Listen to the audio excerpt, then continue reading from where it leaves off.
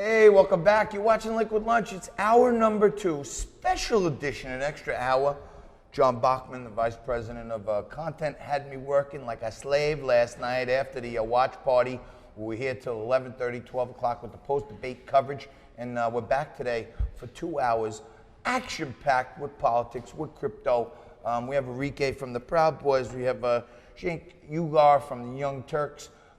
We have all the action you could ever believe and more, but when you're at the Blockchain Center and one of the co-founders of Bitcoin is in the house, you gotta have him on. And we had Drew Taylor talking about the Wild West Crypto Show, and now joining us, Jörg Mote. And you're one of the original developers of Bitcoin that's actually unmasked yourself. So tell us how this began. There's so many fables out there. Tell us the real story. Okay, the real story is about that Bitcoin is not coming from heaven or something like that. So the real story is about that Satoshi Nakamoto is the guy who made the security and that thing. Because if you're going out on markets and you know that, and you said, hey, we have new money or something out there, you can't go out there without security. So everything before has been hacked, every system has been hacked. I'm a conceptualist. So when I was rising in the 70s, I was born with a Commodore VC20. And I met all the guys from the former times. They called me someday and said, hey, what about digital money? What do you think about how's the world coming? We come from a very, very strong libertarian point of view.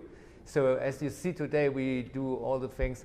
So, and coming into the right circle with people to talk about the thing, a future of money was the best thing you have ever done. So for example, Bitcoin technology from the technology point is something like Napster, or you have BitTorrent networks today. It's a combination. It's nothing like distributed ledger technology we use in blockchain. It's different from that. It's a file transfer protocol with an extraordinary security of files. So, but the main thing is today, many people talk like you about the stock markets and everything, and we need the stock markets because I'm coming from a strong point of view that Bitcoin is like some kind of money. So I would say we have a lot of projects, around 150 charity projects all over the world. We run a school, Satoshi School, where people educate in how to use Bitcoin as money and as an investment, because Bitcoin is both sides of the story. You can't cut off the political thing of Bitcoin, right? So I'm never speechless. My co-host Frank Morano, who's not here today, always tells me to shut up, talk less, let the guests talk more. But when you have a legend like this on the show, you gotta just sit back and listen and learn.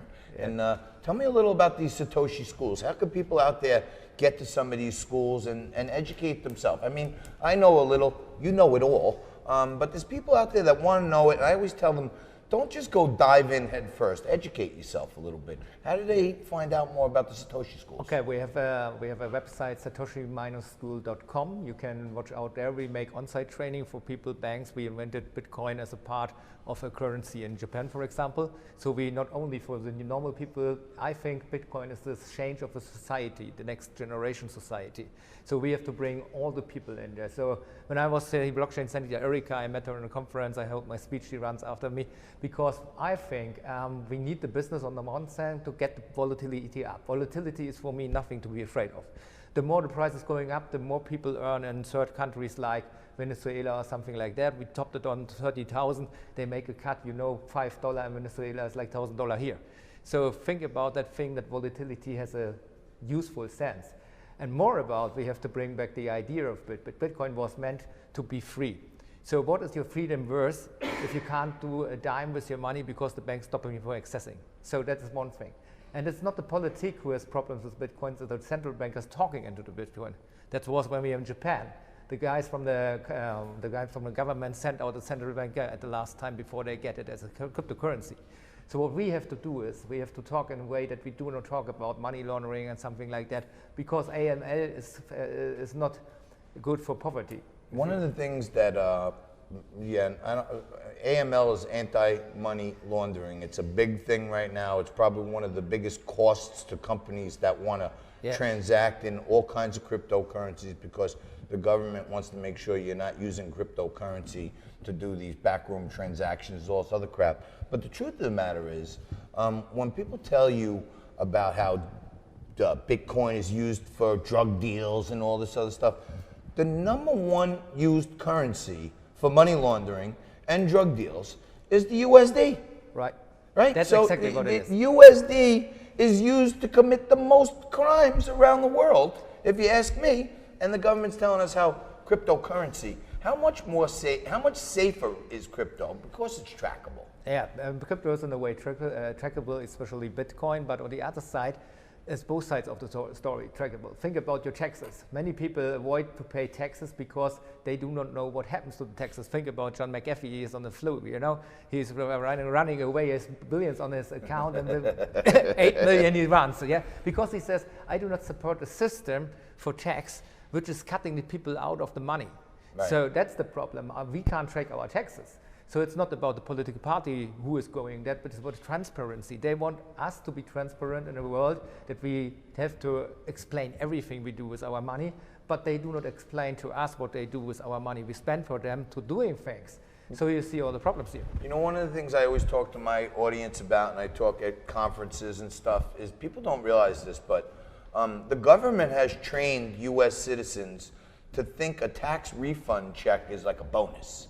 Right, I'm getting a refund. Ooh, yeah. I got $8,000 in my check. I'm waiting for my check. Right. What they don't realize is that means when you're getting a refund or a rebate, that means you overpaid for something. So the government has conditioned people to overpay their taxes out of their check every week. Yeah. And then at the end of the year, they say, oh, guess what? We're going to give you a bonus. We're going to give you a refund. A refund means you overcharged me, or I don't like the product I got from you. I keep telling people they should take the most amount of deductions, take more money in their paycheck, and pay the government at the end of the year. That's what I owe you, fine. Here's your money. I don't want them holding my money for a year. All this is out of the way with crypto. Yeah, the problem is also that we haven't got any self-responsibility in our life. You know, you rise as a child, your parents were saying, why do you do that? Let daddy do. Daddy's saying, you have to do that and that. Your boss is saying, you have to do that and that. And we didn't care about what it is. And many people want to point a finger if something is going wrong. In cryptocurrencies, especially in Bitcoin, you're a self-responsibility person for your own money, for what you spend it and everything. And when the bank's talking to me, what about custody management? What about custody management? I create a blockchain next to the Bitcoin blockchain, and then I do the custody management on there, and the payment checks come from the Bitcoin. So I have transparency in all the way, but I can do the custody management by my own. And what I own is an experiment. It's something we want to try, we want to learn, we want to fail. But if always someone is talking, you have to fail in a way, I want you to fail. That's kind of wrong. And you can't deny that Bitcoin is unstoppable. So you can't stop that thing. So we have a lot of potential in the political discussions in the future. And you will see that if we do not go for a common way, come together, sit together and talk about solutions together with politics, with banks or anything in there, there will be a crash in both worlds, you know? Absolutely. You're watching Liquid Lunch on Newsmax TV. We're coming to you live from the Blockchain Center in Miami, as we do every day, Monday to Friday from noon to 1 Eastern. Today, we got a special expanded coverage. Of course, the show is brought to you, as always, from Question Tequila Studios, and we have Question Will Travel. Our friends over at Series 1, they're trying to do the whole comprehensive top-down investment banking. Tony Hussein's going to be on with us a little later on, talk about all the developments on the broker-dealer side, and all our friends out at BCB Bank, thank you for having all 31 branches of BCB tuned into Liquid Lunch every day. I had to do a couple of public service announcements, but getting back to the last few minutes of this segment, there's all these stories out there about Satoshi was this, Satoshi was Nick, Satoshi was that. Break some news for us. Tell us who Satoshi is. Okay, Satoshi is neither the people you suspect. Satoshi is a shy guy living in, I think, half Canadian guy. About that, that's what we knew for sure. He is about my age, 46 years old, and what we know for sure is he's still alive and he's not coming alive. Many people say, come out and show you out. Why should he do that? We created a system no one can recreate. So, but you know how you have done it, and what do you think, who is running after you? Ask Edward Snowden who's running after you if you come out and says, I'm Satoshi Nakamoto. Yeah. So I don't want, even if I want. And people have to understand. Well, then why are you coming out? Well, I'm coming out because we lost the track. The main thing is many people say, okay, let Bitcoin rise to the moon or Bitcoin is zero, then people have to use it as cash. Yeah, because we can pay everything in Japan with Bitcoin without exchanging. So, but I'm coming out from one strong point. If we do not, if we fail the path now, we break down the future for our kids.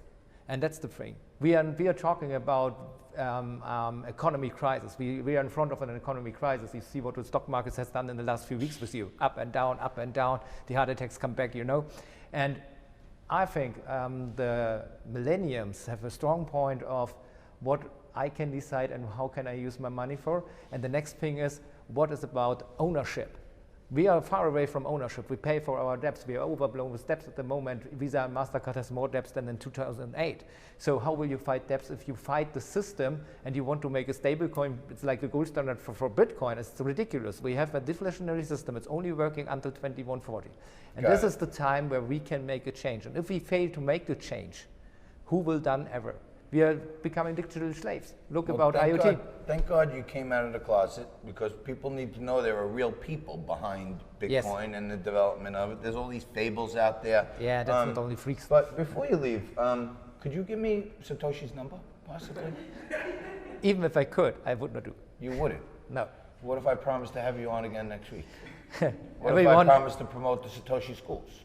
Yeah, because people come sooner or later from alone Do you because see they what know I'm they trying have to to do make with this change. show here? I'm trying to create a platform where purple people, libertarians, crypto enthusiasts Yes. can have a forum to talk and educate and make everyone aware. Could you imagine if you got me on the phone with Satoshi? My show would blow up.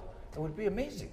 When I'm on the phone with Satoshi and he said to me, don't talk to the guy, I'm going to you. That is amazing enough. Yeah, okay. You bring me the news from Satoshi. Yeah. You're watching Liquid Lunch. We'll be back right after this. Thank you very much. Jörg Mo.